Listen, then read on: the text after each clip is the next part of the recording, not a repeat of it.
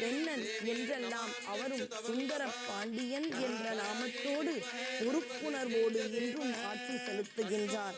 அந்த மங்கள நாணை அவர்கள் ஏந்திக் கொண்டு அங்கு இறைவனின் திரு கரத்திலும் திருவடிகளிலும் வைத்து அம்பிகையின் கழுத்தில் அவர்கள் அந்த மங்கள நாணை கூட்ட இருக்கின்றார்கள். ஓம் சுமங்கலீரியம்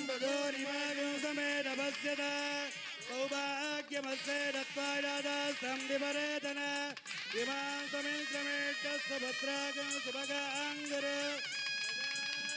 புத்ராநாயகே மேகாதயங்கிரதே சத்வாசிஞ்சாமி யதுஷா பிரஜாமாயுர்தனஞ்ச ரோஜன ரோஜமான சோபம சோபமான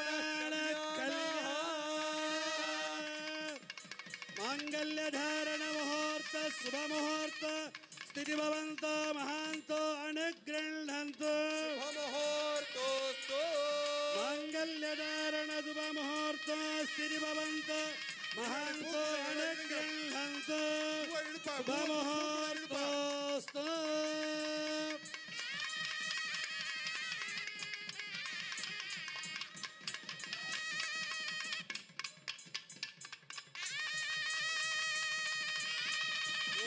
ஓம் சுமங்கலீரியம் வதூரிமாகும் சமேத பஷ்யத சௌபாகியமசேரத்வாயாதாஸ்தம்பிபரேதன இமாந்தமிந்திரமேத்வஸ்து புத்ராகும் சுபகாங்குரு புத்ராநாயகே பதிமேகாத ரோஜனோ ரோஜமான சோபன சோபமான கல்யாணஹ.